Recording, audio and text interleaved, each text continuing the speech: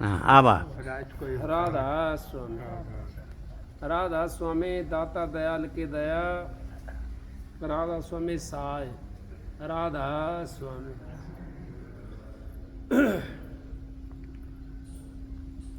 प्रेमियों, सत्संगियों, माता और बहनों, भाई, आपका आगे मेरी हाथ जोड़ के विनती है, जितनी देर सत्संग हो वाणी हो उतनी देर आप शांति तक सुनते रहे। परम संत हजूर ताराचंद जी महाराज, उन्होंने कितनी तो वाणी रची और उन्होंने किताब भी बनाई है 2-3 एक, अरमान सागर अनुभव प्रकाश छपवाई है महाराज जी ने।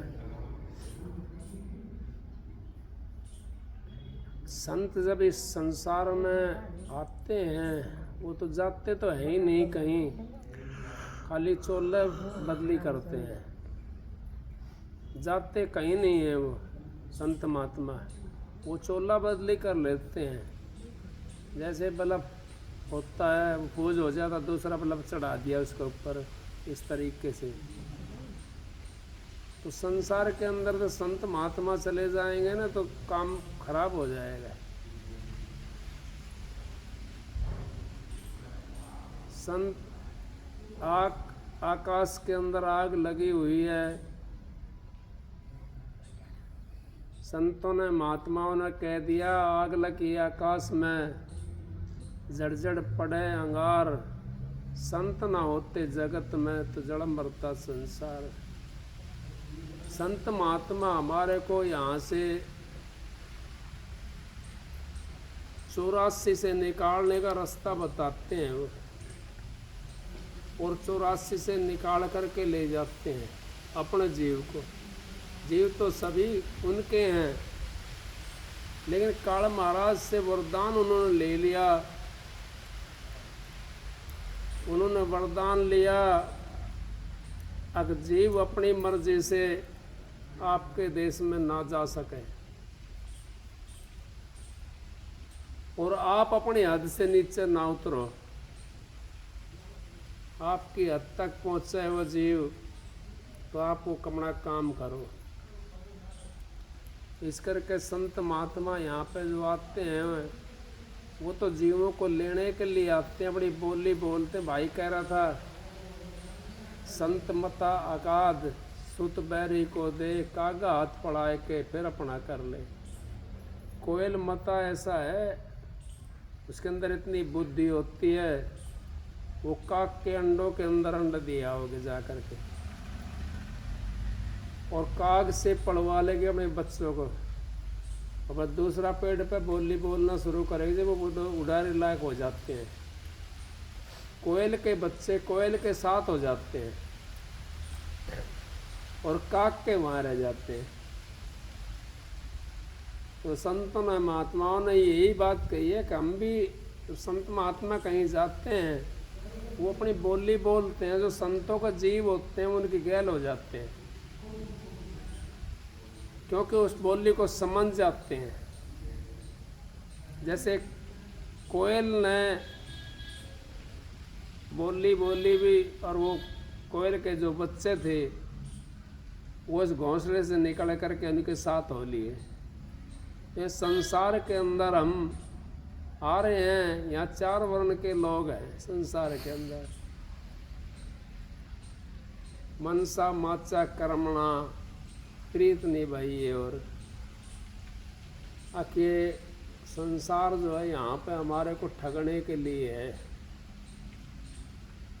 कोई बेटा बन कर ठगने के लिए आ रहा है, कोई पोता बन कर ठगने के लिए आ रहा है, कोई धी जमाई बन करके ठगने के लिए आ रहा है, कोई रिश्तेदार बन कर ठगने के लिए आ रहा है, कोई वैसा भी ठगने के लिए आ जाता है। तो यहाँ तो सारा सौदा ठगने वाला है। उस ठगाई के अंदर से हम कैसे निकलेंगे, ये तो हमने परख करनी है किस तरीके से। अब उसकी बात सुनो, उसका विचार देखो, उसका रहन सहन देखो। तो आपको ये पता पड़ जाएगा कि इसका विचार कितना पवित्र है, ये हमारे भले के लिए कहता है या हमारे बुरे के लिए कहता है, इसका रहन सहन कैसा है।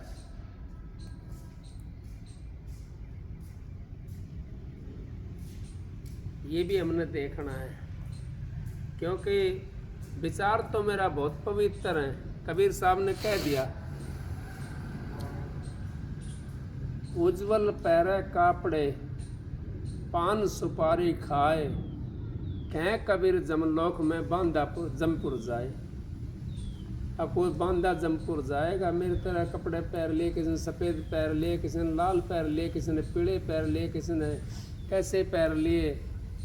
कपड़ों से परख नहीं होती, उसके विचारों से, रहनी सहनी उसकी कैसी है। अब रहनी सहनी को भी हम नहीं समझते, क्योंकि हमने तो रहनी सहनी को भी समझना है। रहनी सहनी कहते हैं एक भजन में भी कितना करता है, दान पुण्य कितना करता है, किसी का खाता कितना है, किसी कड़वी बात को कितनी सहन करता है, उसको रहनी सहनी बोलते हैं। मालिक का भजन कितना तो नाम सत्संग में हम भजन में बैठते तो ना रहनी सहनी करते नहीं, पता न मत सत्संग में काट। और आपके सामने कुछ विचार दिखाएंगे हम दूसरे किस्म के, और हमारे अंदर में मैल भरा हुआ है, तो फिर कहाँ विचार हमारे पवित्र रहे। पवित्र विचार तो तभी हमारे हो सकते हैं जब हमने अपनी आत्मा को सुदन दिया। भाई कर रहा था बात लोन लान की, चलो ठीक है कोई बात नहीं है, लेकिन मेरा मत तो ये भी कहता है, मेरे पास कम से कम भी 3-4 साल से फ़ोन आते हैं पेंशन वालों के, अगर जी पेंशन आपकी बन गई है और आप साइन कर दो और आपकी पेंशन भिजवा देंगे हम। मैं बोला भाई मैंने तो पेंशन लेनी नहीं है, मैं साइन क्यों करूं, आपकी मर्जी है, मैं नहीं करता साइन। हमारे घर से कहने लगे मैं ले लूँ, मगर तेरे को किस चीज़ की कमी है,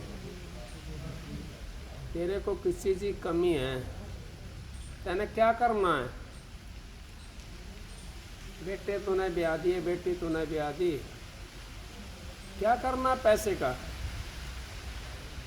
क्यों कर्जा थापते हो अपने सिर के ऊपर। आज नहीं तो कल हमने वो देना पड़ेगा। क्या वो पैसा सरकार का, आपने पता किस तरीके का पैसा होता है। ये ठेके खुल रहे हैं, वो पानी तो है 2 रुपए का और टैक्स टाक्स लगा करके वो 100 रुपये मिलता है, और उस पानी को पी करके जो पीता है वो बावड़ा हो जाता है, और वो अपने बच्चों को भी मारता पीटता है, और ज़मीन जायदाद को ख़राब कर देता है, और पड़ोसियों को भी शांति से नहीं रहने देता। वो पैसा है वहाँ, उस पैसे को अगर हम खाएंगे तो क्या हमारा भला हो जाएगा? नहीं हो सकता। अगर आपके पास में जरिया है खाने कमाने का तो कोशिश करो अपने उस पर निर्भर रहें। ये ना सोचकर जो मिलिट्री में को नौकरी करके आया है उसका जायज़ बनता है, क्योंकि उसने तो देश के लिए अपनी जान अर्पण करी है। उसका मिलता है वो ठीक मिलता है, उसको ले लो, कोई बात नहीं है। कोई मास्टर है उसका कोई मिलता है उसने भी अपना काम करा है। कोई और चीज़ है, डॉक्टर है या कोई सरकारी नौकर लगा हुआ है किसी चीज़ का, उसको पेंशन मिलती है, ले लो, कोई बात नहीं है। लेकिन हमारे पास में 10-10, 5-5 किला ज़मीन भी है, और फिर हम अगर पेंशन लेते हैं तो क्या 3,000 से हमारा 10 किलो के अंदर नहीं बढ़ता? क्या 3,000 से हमारा गुजारा हो जाएगा? नहीं हो सकता। तो हमने कोशिश करनी चाहिए। वो किसी गरीब गुरबा का जिसका सहारा नहीं है, वो उसकी ने छोड़ दो आप लोग,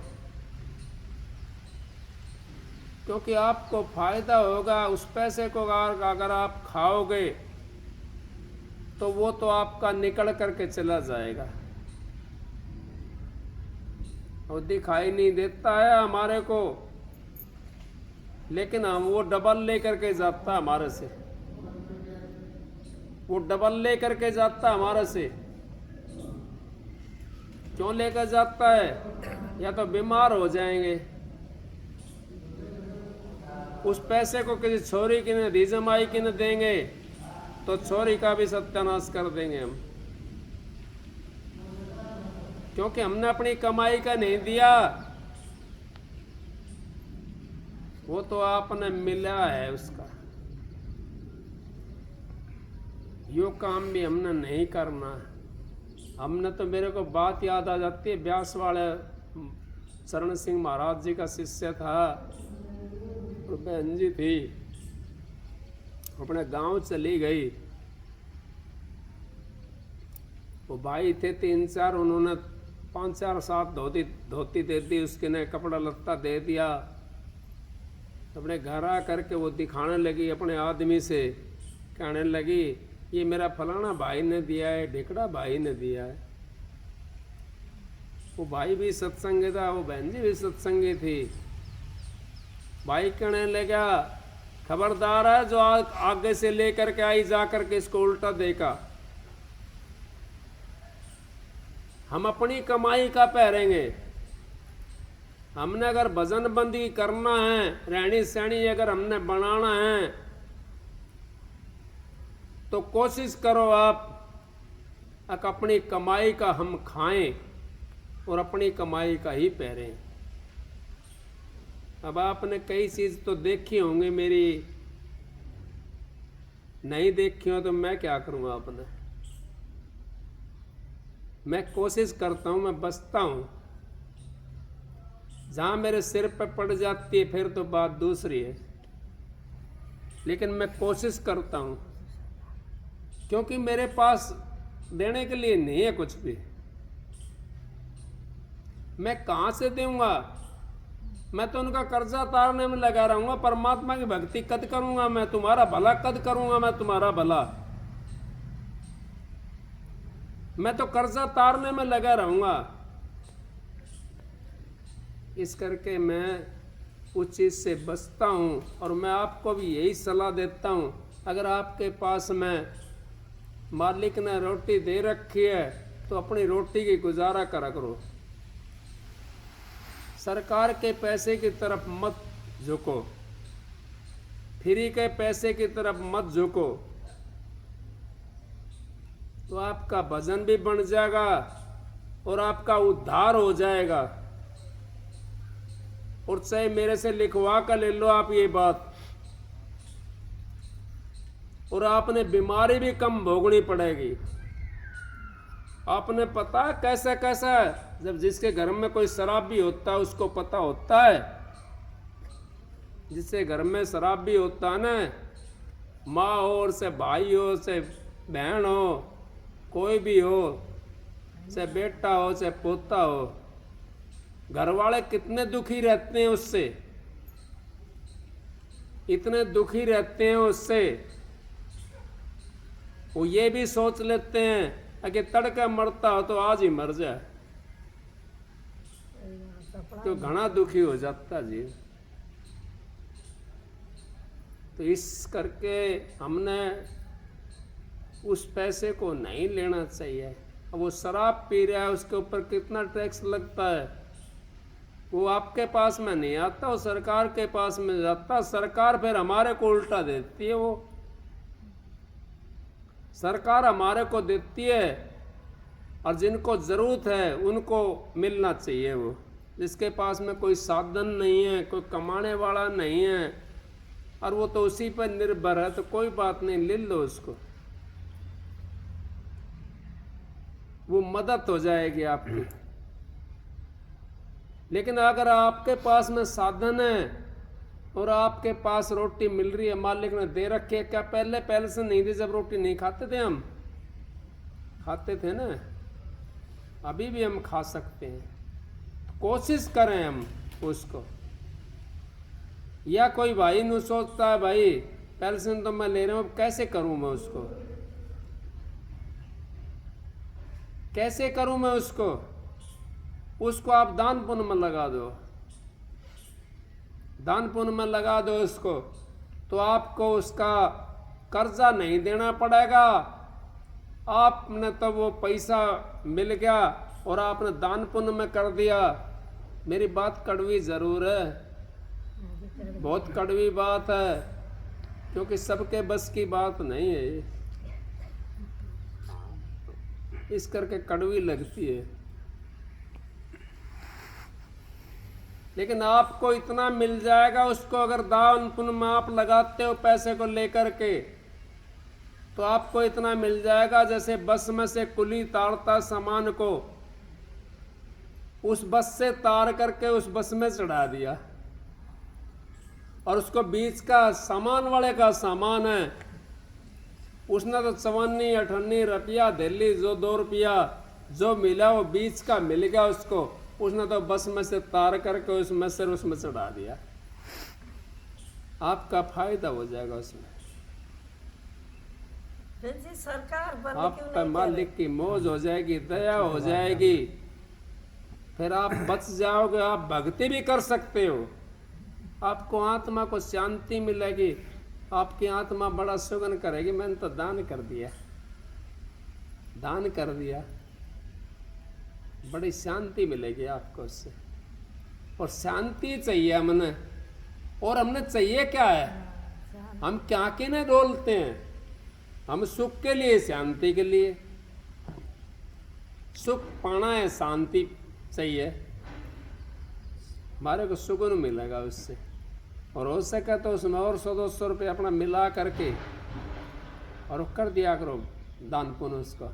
संपन्न की कह रहा हूँ मैं, जिसके पास में है नहीं और उसका काम इसी चीज़ पे चलता है, तो उसकी मजबूरी है।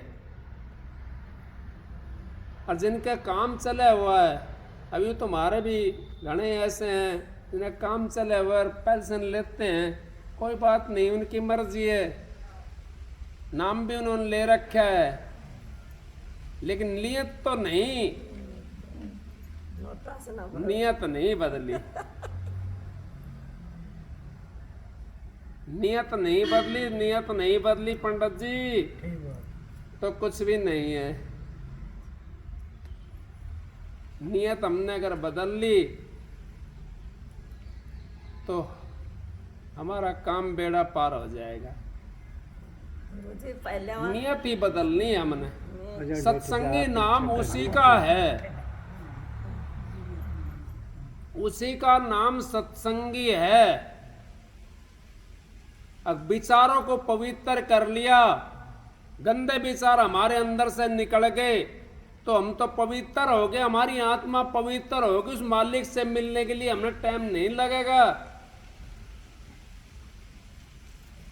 क्योंकि विचार अगर हमारे पवित्र हो गए तो मालिक तो सामने खड़ा है।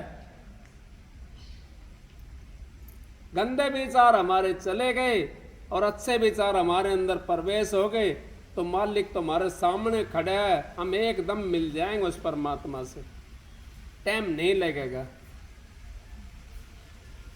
उस परमात्मा से मिलने के लिए हमने, अरे आप ना मानो तो आपकी मर्जी और मानो आपकी मर्जी, मेरा तो कुछ लग नहीं रहा, ना तो मैं किसी को कुछ देता और ना मैं किसी को कुछ लेता। तो इस करके आप लोग बचने की कोशिश करोगे तो आपको फायदा होगा।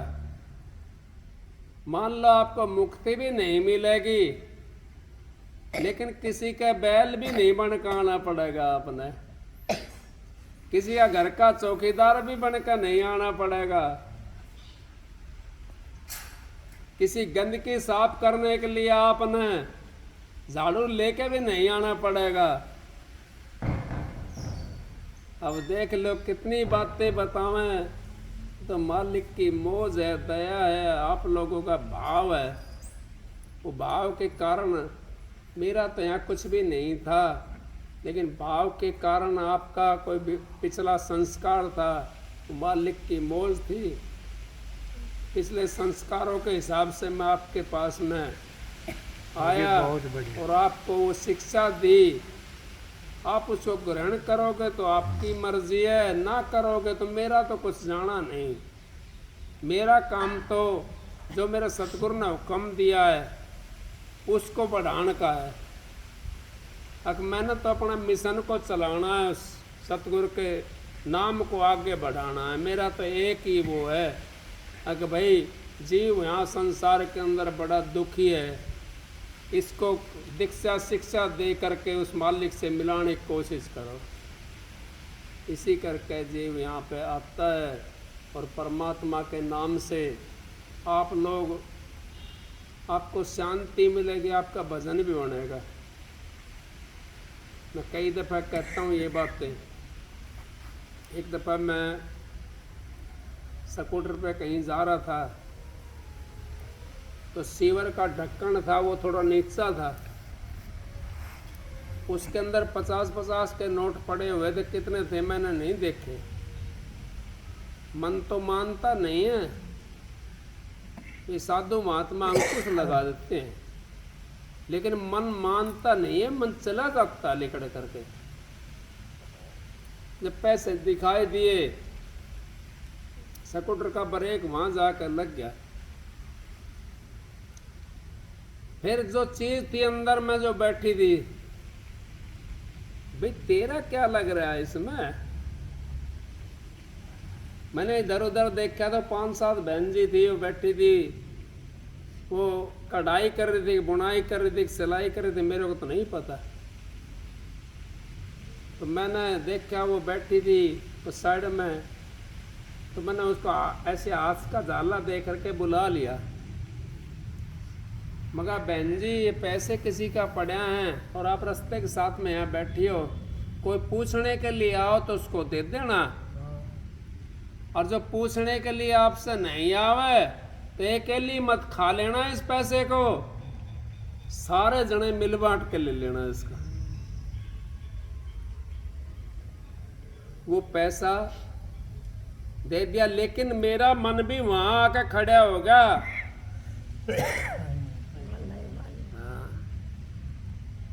इस करके संत महात्माओं ने कहा, ये मन जाए तो जान दे, गह के राख शरीर, बिगर चिल्ले चढ़ाए कमान के कैसे लागे तीर। अगर मन हमारा जाता है तो जाने दो उसको। मन कुछ नहीं करके आ सकता, आपका शरीर का अंग करेगा जो भी काम करेगा, मन नहीं कर सकता कुछ भी काम। लेकिन मन के ऊपर भी बोझ मत डालो, उसको फ्री कर दो। मन से अगर हम किसी का बुरा सोच लेते हैं तो हमारा एक्सेप चढ़ जाता है। मन से सोच ले यार ये तो बहुत गलत है, एक्सेप चढ़ता है उससे भी। मन से हमने काम वो करना चाहिए। मन के ऊपर तो एक ही चीज का रखो, मालिक जो कर रहा है ठीक कर रहा है, मालिक जो कर रहा है ठीक कर रहा है, बस इसी यही समझाते रहो इसको मन को। उसका कर्म ऐसा है वो कर लेगा भाई अपना ने, हमारा कर्म बढ़िया तो हम कर लेंगे अपना ने। तो इस करके हम बच जाएंगे। यहाँ तो संसार में आग लगी हुई है, हमारे कोई सही शिक्षा देने वाला नहीं मिलेगा भाई अमर सिंह, ना मिलेगा। सही दिशा में ले जाने वाला नहीं मिलेगा हमारे को। आप ढूंढोगे ना जा करके तब भी नहीं मिलेगा। सही दिशा में ले जाने वाला कोई कोई होता है। कितने संत महात्मा, मेरे महाराज जी कहते थे, परम संत हजूर ताराचंद जी, अक मैं इनकी तेरामी करवाने के लिए आ रहा हूँ, आओ कोई सच्चा हो तो मेरे पास में। एक भी ना लिखड़ा।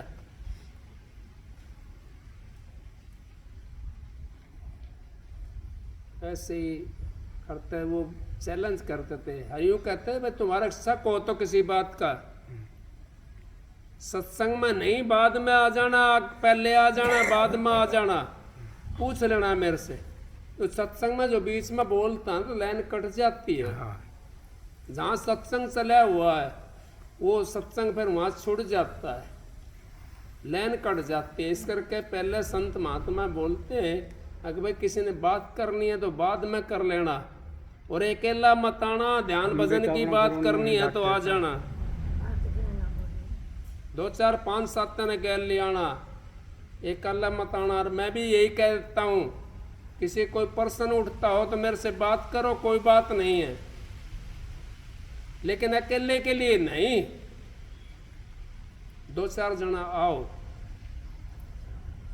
सत्संग के बीच में खड़े होकर के बोल देते अपनी मान बढ़ाई के लिए, मान बढ़ाई के लिए। मैं तो पता नहीं क्या समझ रहा हूँ।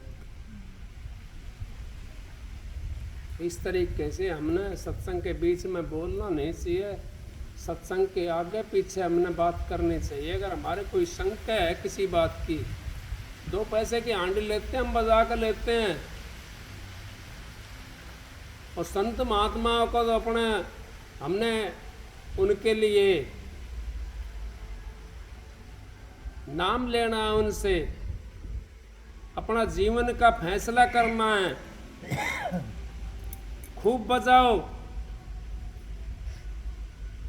खूब प्रश्न उत्तर करो, और पहली बात तो अगर समझदार होगा तो प्रश्न उत्तर उसका भाव बना करके आओ, आपको सत्संग के अंदर मिल जाएगा।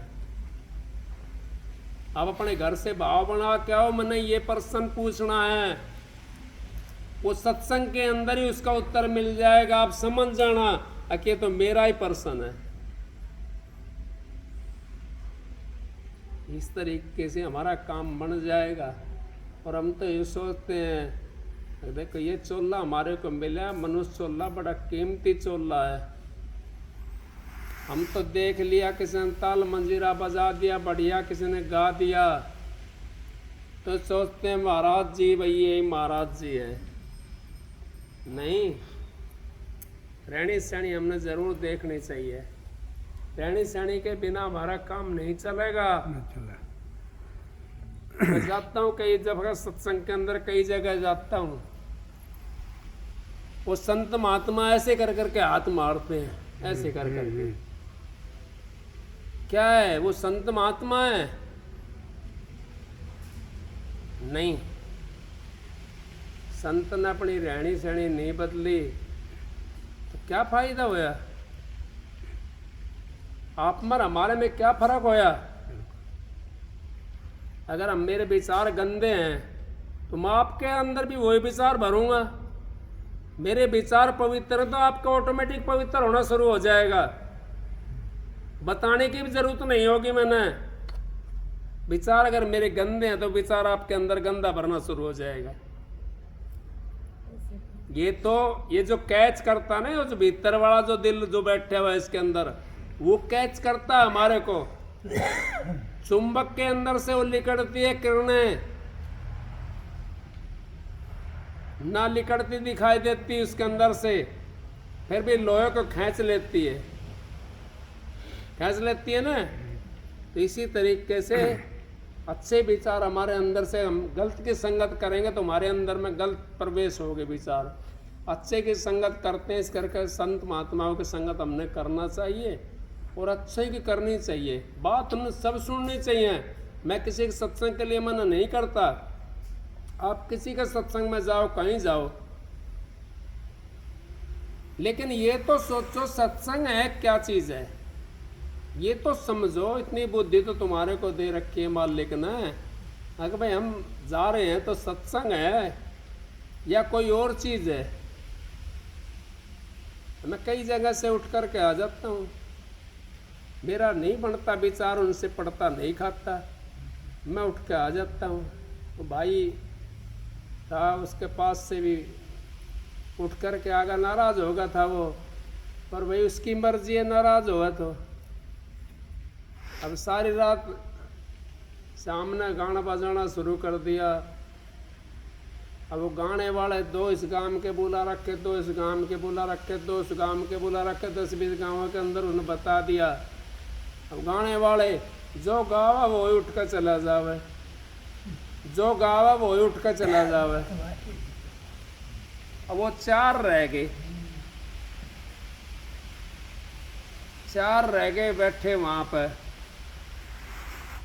क्योंकि उन्होंने तो 2-2 गाना था और वो अपना गाए 2 और उठ कर चले गए। ऐसे ही यहाँ भी होता है, यही तो ज्यादा होता है ना, ऐसे ही वो उठ कर चला जाता है। सुनारी वाला खड़ा है। कई कारण अब मेरे से कहना भाई अब आप बोल लो, भाई मैं तो बोल लिया, मैं तो बोल लिया भाई, अब क्या होया?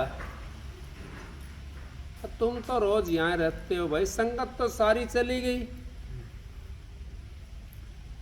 मेरे पास भीतर सत्संग नहीं बनता है, मैं तो भाव का सत्संग बनता है। आप लोगों को जैसे भाव लेकर के आओगे ना वैसा सत्संग होगा। अगर आपके पवित्र भाव हैं, पवित्र विचार हो, तो पवित्र सत्संग मिलेगा आपको। आपको चाह है परमात्मा से मिलने की, तो आपको परमात्मा के नाम की ही बात मिलेगी। और दृष्टांत दे दे करके बात मिलेंगी आपको। उस मालिक से मिलने की चाह रखो। इस करके भाई नाराज हो गया, मैं बोले भाई कोई बात नहीं, नाराज हो जा, क्या दिक्कत है, कोई बात नहीं है। मैंने फिर कम कर दिया जाना, क्योंकि यहाँ सच्चाई का गाहक नहीं है, यहाँ तो झूठ का गाहक है। झूठ बोले जाओ आप,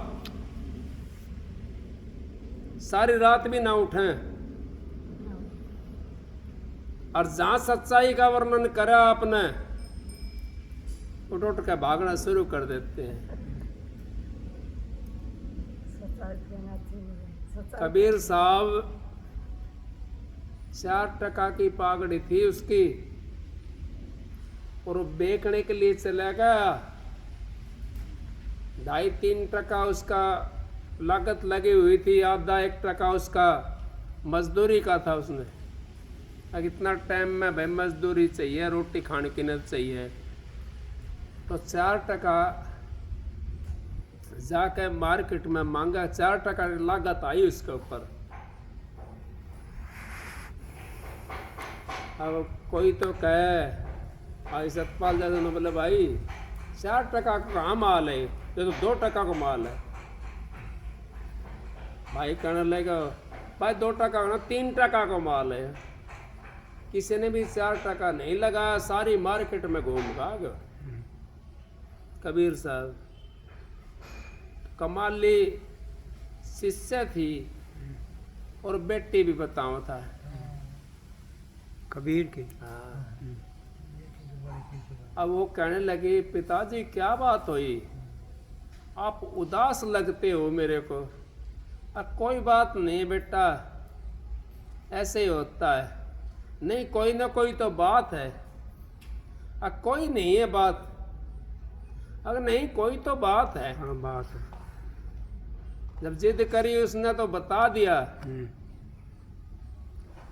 कहने लगा मेरा इतना तो इसमें माल लगा है सूत के अंदर, और इतनी रोटी इसमें लगी मजदूरी, और ये इतने पैसे की होगी, और मैं मार्केट में गया लेकर के, कोई इसका 2 टका लगा हुआ, कोई 2.5 टका लगा हुआ, कोई 3 टका लगा हुआ है। माल का पैसा भी नहीं दे मार्केट के अंदर बाजार में। अब बोले पिताजी बस इतनी बात है, वो समझ गई। कि यहाँ तो सच्चाई का गाहक नहीं है। जिस मार्केट के अंदर ये लेके गए हैं वहाँ सच्चाई का गाहक नहीं है। ये बोली पिताजी मैं बेच के आऊंगी इसको जा करके। उसी मार्केट में दोबारा से लड़की वो लेकर के चली गई कमाली, राधा सुमेरा कमाली लेकर के चली गई और कहने लगी पागड़ी ले लो पागड़ी। तो लिखड़ कर क्या साहूकार कहने लगे कितना की है बेटा? इसका 10 टका। इसका 10 टका है तो कोई 6 लगाओ, कोई 7 लगाओ है, कोई 8 लगाओ है इसका। वो लास्ट में घूमते घूमते उसने 8 टका कमाए बेकी आई और 8 टका अपना गुरु की ने पिताजी की ने ला कर दे दिया उसे। कहने लगा बेटी ये तो 8 टका। हाँ पिताजी ये 8 टका। जब कबीर साहब कहते हैं सांचे का तो गाहक नहीं, झूठे जगपतियासी और कबीरा तेरी पागड़ी 4 टके की पागड़ी 8 टके बिक जासी। अगर झूठा का तो यहाँ सच्चाई का तो कोई गाहक नहीं है और झूठा का जगपतियासी और 4 टके की पागड़ी 8 टके बिक जासी। 8 टका में बिक गई 4 टके की। सच्चाई का गाहक नहीं था ना, झूठ का गाहक होया। कबीर ने तो सच्चाई तो बोली यहाँ थी। सच्चाई का गाहक नहीं है। अगर सच्चाई कोई वर्णन करता है क्या है? कुछ ना है माने क्या है। और झूठा कोई आ जा अच्छे ढाल माला वाला घल रही हो, यहाँ का गुठी गाठी हो, लत्ता कपड़ा हार बेली हो, तिलक पिलक हो, कान्या में कुंडल वगैरह हो और भी कुछ पैर रहा हो। और वो महाराज जी मेरा कह रहा था क्यों अनपढ़ था महाराज जी। नो बोले भाई गाड़ियाँ मत चलाएं। जब तो गाड़ियाँ का रवैया तो था। महाराज जी ने तो बाद में गाड़ी ली थी, वो भी एक सत्संगी भाई दे के चले गए थे गाड़ी। नहीं तो महाराज जी साइकिल पर जा कर था, पैदल जा कर था। नो बोले भाई मन तो पता भी नहीं, वो फुरफुरी हुआ है ना, उसने बोला सेंट। तो आजकल का गुरु तो इतना उम्मीद है, अब वो सेंट और पता ना के हार वार गाड़ के माला वाला गाल के चले हैं और फुरफुरी लगा के चले हैं। महाराज जी क्या कर रहे। तो वैसा का यहाँ सौदा रह गया। ऐसा आप लोग जहाँ 1 रुपया देता होगा ना तो आप 500 देखा होगा जाके। अगर गला में हार पैर करके वो गुठी गांठी और उसमें और किमकोडी मणिया लटका कर बैठ जाना करके तो 1 रुपया के बजाय आप 500 का नोट दोगे उसके काट के। और वैसा कोई आ जाए ना उसके ने 1 रुपया भी ना दे। बात भी ना पूछ। तो साचे का यहाँ गाहक नहीं, झूठे जगपतियासी। और कबीरा तेरी पागड़ी 4 टके की पागड़ी 8 टके बिक जासी। तो यहाँ तो सच्चाई का गाहक नहीं है, झूठ का गाहक है। तो इस करके सच्चाई कड़वी होती है। लेकिन महाराज जी कहते हैं कड़वा नाम कुनैन है, डरता है बीमार। ताराचंद जो खाएगा उतरा तुरंत बुखार। ताकि ये जो नाम है ये कड़वा कुनैन की तरह है। और जो इसकी गोली खा लेता है ना, समझ लेता है, उसका 84 का ताप उतर जाता है। 184 जिया जून का ताप उतर जाता है, इतना उसका ताप नहीं उतरता, इतने उसको खाता नहीं है, उसको समझता नहीं है। सच्चाई को आप समझने की कोशिश करो। आप ज़्यादा टेंशन मत ना लिया करो। मुक्ति तो मालिक की दया से हो जाएगी, कोई ऐसी बात नहीं। अपने विचारों को आप पवित्र करो, मालिक की मौज होए तो मुक्ति तो हो जाएगी। मुक्ति कोई ज़्यादा दूर थोड़ी है, लेकिन हमने अपने विचारों को पवित्र करना, उसमें कठिनाई होती है थोड़ी सी। और कुछ भी पैसा नहीं लगता उसके अंदर।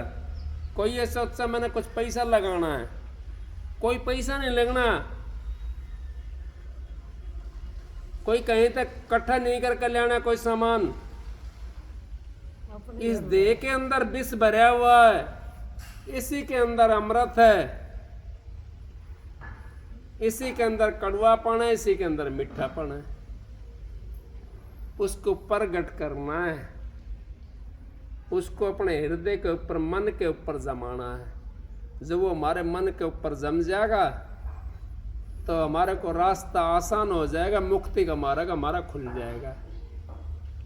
क्योंकि हमने इन दुखों से ही छुटकारा पाना, उसी का नाम मुक्ति है।